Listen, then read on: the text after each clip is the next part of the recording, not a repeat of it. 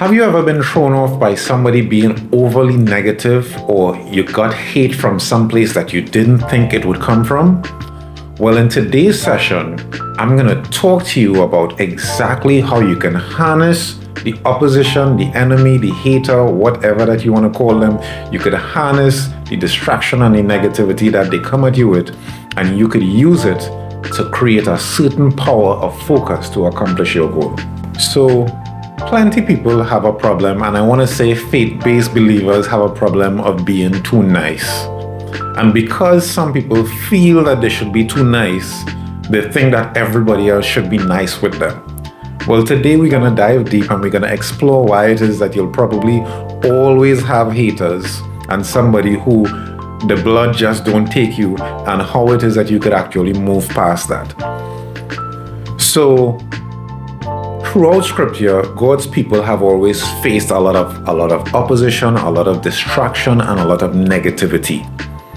Instead of allowing haters and distractors to derail you, you can learn to use their negativity as motivation and focus. There's a saying that you always hear, if the devil isn't troubling you, then he probably already have you, right? So we go through tests and trials because we have something that is worthwhile, or because we have to be able to prove something. If there wasn't anything coming our way, then we'll have to be very, very frightened.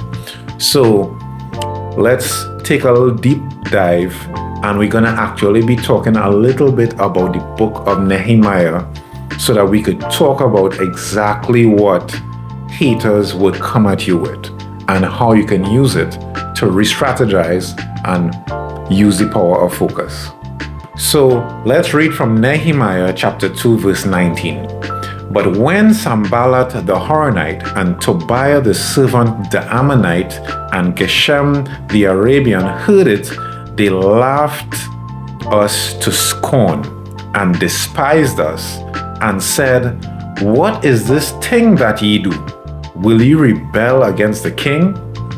So in the scripture right here, just because Nehemiah was about to, they just heard that he was about to do something to strengthen the Jews, that they heard it, laughed at it in scorn, and hated them, despised them, and began to question what it is that they do. And I think that it's very common for us in life to have persons around. They may not be aware of your purpose or your strength or your calling, or they may not be aware of your season of growth, but they may scorn at what it is that you're doing. So they might laugh and that's what you're doing, and then they may despise you, and sometimes these are all covered up in different ways, and then say, well, what are you really doing, right? And the question is, you need to be able to distinguish, is this a friend or is this a foe? Is this really a supporter, or is this a distractor?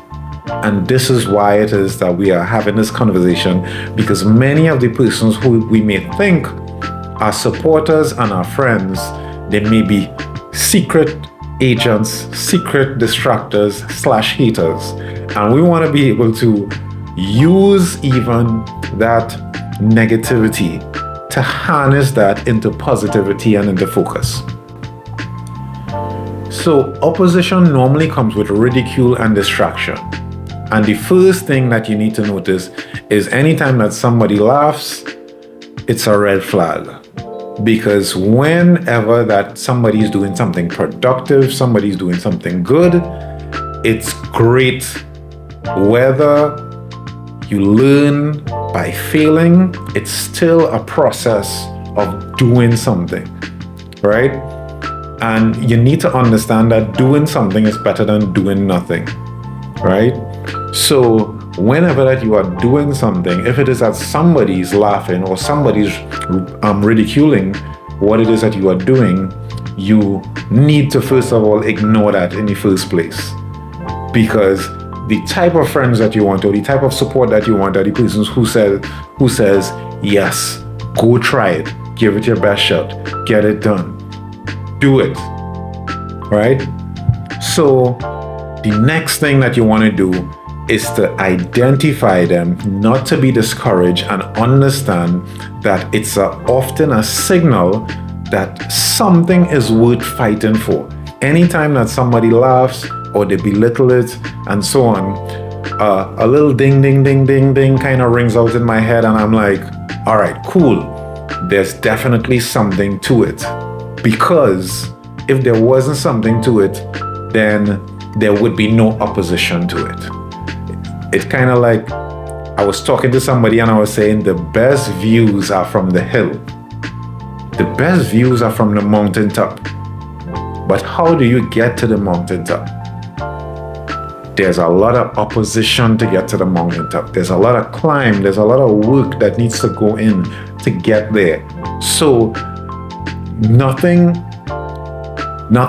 worth fighting for, or nothing that's so great to achieve is not difficult to achieve. And that's why it is that we actually, in society, we actually respect the persons who are able to accomplish a lot in their lives. That's a fact. We actually respect the persons who are able to do a lot, accomplish a lot, and they have achieved or done beyond what it is that the average person has been able to do. We actually cast a certain level of respect onto them because they have done something difficult. So that is why opposition normally comes when something is worth fighting for, is worth doing.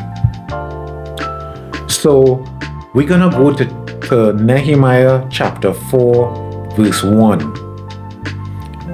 Now, this is after this first episode, right? The second part now says, when Sanballat heard that we were rebuilding the wall, he became angry and mocked us.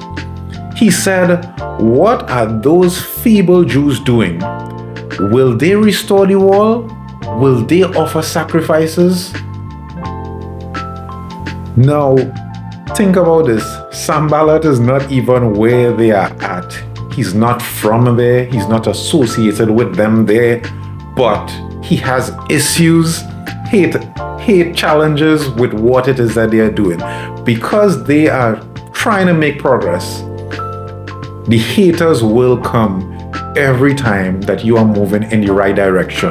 And most persons, they don't understand that they are moving in the right direction. And when the hate comes and the distraction comes, they actually think, hey, I'm moving in the wrong direction, and they move back to their default position, which is where they were before. Nothing was happening.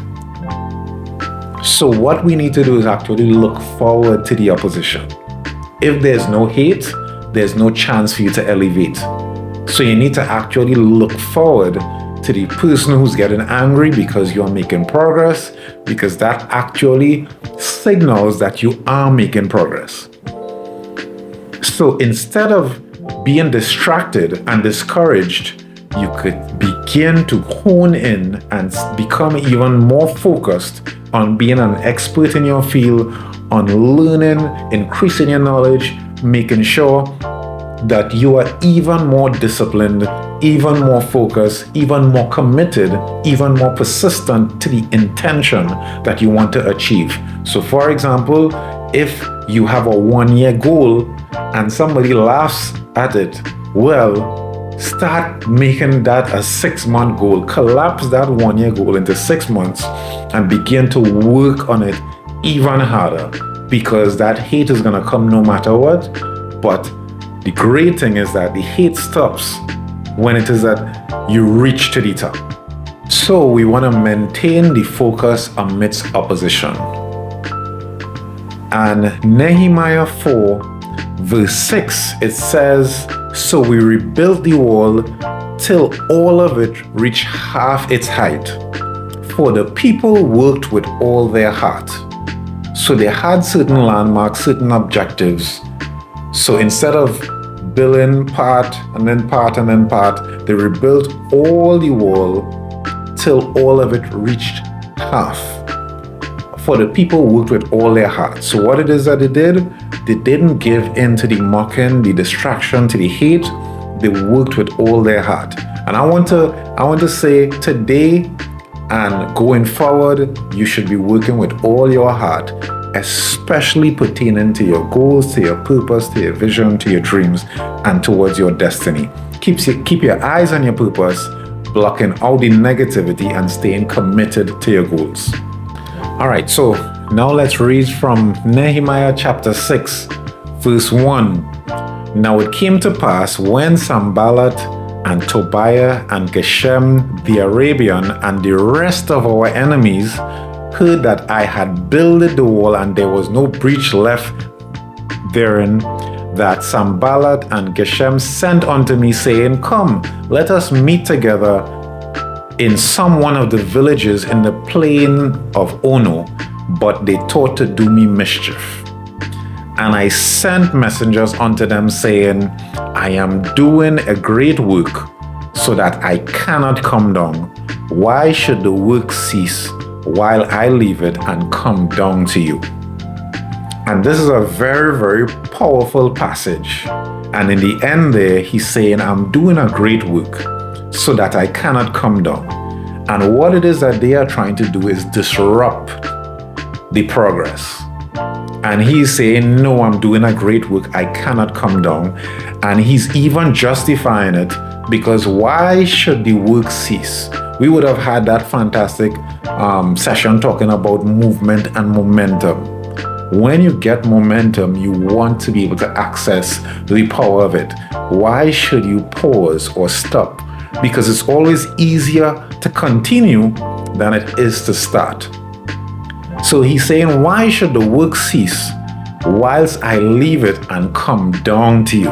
Notice he's saying, come down to you, right? And that is exactly the level that your distractors and your haters, they want you to come down to their level and get into the realm where it is that there's no progress happening.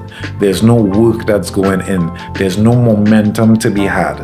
And if there's anything that you need to take from this passage, is that you're doing a great work, so you cannot come down. Anytime that you are focused and fixated on your goals, you are doing a great work, and you need to be able to focus in on that. So I'm not gonna leave what I'm focused on to go after a distraction. I'm going to stay the course until I'm finished that great work and that purpose that I was built for. So when faced with the opposition, use their negativity as motivation to work harder and stay committed. The only way to respond to the opposition is to work harder and be even more focused. Sometimes it happens in school, sometimes it happens on your job. People are there trying to distract you from your goals, and you need to ensure that you work even harder to make sure that you even overachieve what it is that they are trying to disrupt. So Nehemiah 6 verse 3, and I sent messengers unto them, saying, I am doing a great work, so that I cannot come down. For why should the work cease while I leave it and come down to you? Then verse 4, it continues. Yet they sent unto me 4 times after this sort, and I answered them in the same manner. So when somebody's trying to distract you, it's not once, it's not twice. They did it 4 times. And it came to pass that when all our enemies heard thereof, and all the heathen that were about us saw these things, they were much cast down in their eyes, for they perceived that this work was wrought of our God. So basically they were able to accomplish rebuilding this wall in 52 days. And when the enemies heard it, and all the heathens saw it, they cast down their eyes, and they perceived that the work was of God because of the way in which it was accomplished and it was done. And you have to be aware of what a wall symbolizes, right? A wall symbolizes protection and strength.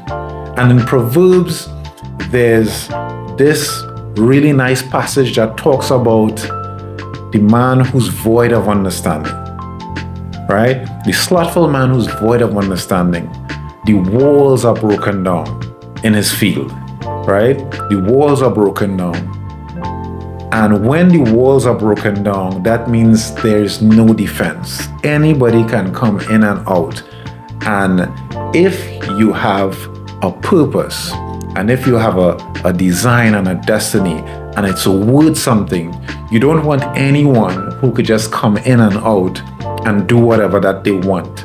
You need to be able to protect your dreams, your destiny, your vision, your goals, and to press past all the negativity and the opposition and go out there and complete it with such focus that when it's finished, the enemies can't do anything.